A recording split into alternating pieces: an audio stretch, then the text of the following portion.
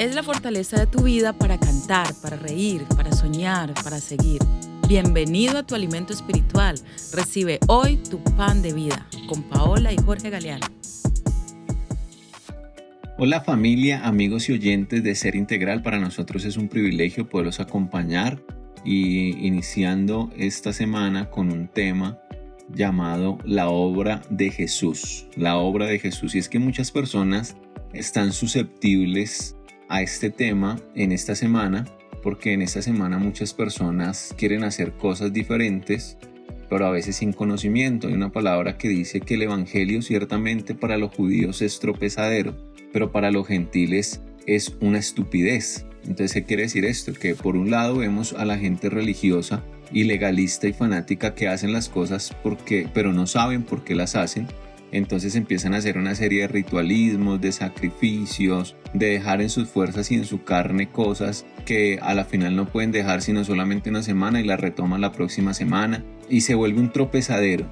Pero también dice que para otros es estupidez. Entonces para muchas personas el hablar de Jesús, el hablar de la cruz, el hablar de la obra de Jesús en la cruz es una estupidez. Y hoy a la luz de la palabra queremos traerles qué es esa obra. ¿Por qué y para qué vino Jesús a esta tierra? Entonces yo quiero que mi esposa nos colabore dándonos luz acerca de esto.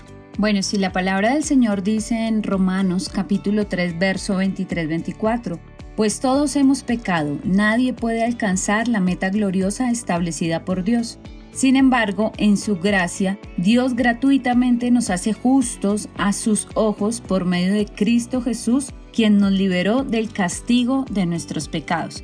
Y es que aquí podemos ver cómo todos los seres humanos, en medio de esa naturaleza caída que recibimos según la palabra, por el pecado que tuvo Adán desde el inicio, entonces venimos con esa naturaleza caída que nos lleva a pecar. Por eso es que la palabra dice que todos hemos pecado, aún los bebés que son tan bonitos, ellos ya vienen con un pecado original.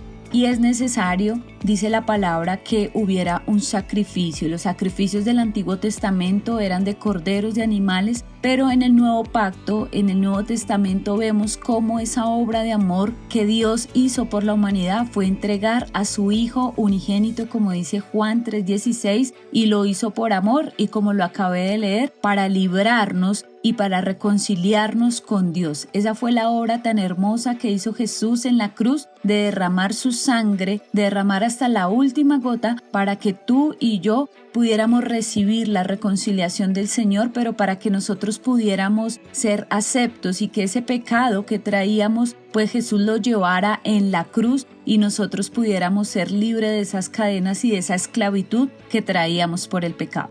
Muy bien, gracias por la claridad. Entonces, ¿por qué? Porque estábamos perdidos en nuestros delitos y pecados y para amarnos y reconciliarnos. Qué linda esa obra de Jesucristo. Pero hay muchas personas que luchan con este tema de la muerte del Señor Jesús. Hay muchas personas que desacreditan tal muerte, que no creen en esa muerte.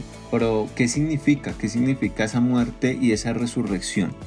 Bueno, también quiero regalarles Colosenses capítulo 1, verso 19, dice, pues a Dios en toda su plenitud le agradó vivir en Cristo, y por medio de él Dios reconcilió consigo todas las cosas. Hizo la paz con todo lo que existe en el cielo y en la tierra por medio de la sangre de Cristo en la cruz. Entonces aquí, como vemos, nosotros estábamos en guerra con Dios por nuestros pecados, pero al venir Jesús y hacer esa obra en la cruz, nos permite estar en paz con Dios. Y ese velo que tú ves en las películas que muestran que cuando Jesús murió, el velo del templo se rasgó en dos, significa que ya no había ningún estorbo ni nada que nos dividiera de la relación personal con Dios. Y también dice su palabra que Jesús es el único camino que nos lleva al Padre, es el único puente. Por eso no necesitamos intermediarios, no necesitamos a la Virgen, no necesitamos a ningún santo, no necesitamos a ningún muerto, porque Jesús es el que nos abrió la oportunidad de estar directamente conectados con el Padre.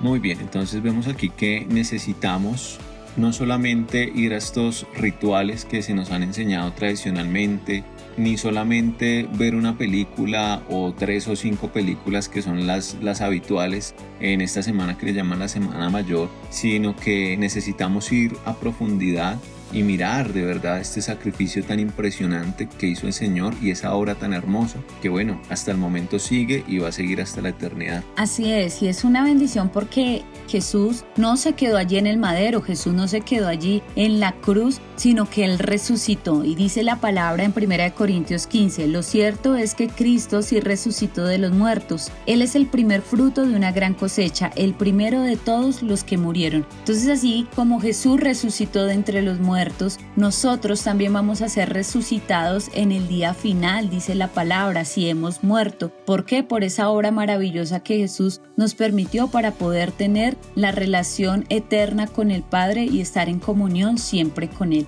El día de mañana vamos a estar profundizando un poco más en lo que son los resultados y en cómo yo puedo obtener esa bendición que Jesús derramó en la cruz para todas las personas que querían acercarse a Él. Bendiciones. Recuerda enviar tus peticiones de oración a nuestros canales de contacto. Además, no olvides compartir este pan de vida con tus amigos y familia. Dios te bendiga. Te esperamos en un nuevo podcast del Pan de Vida.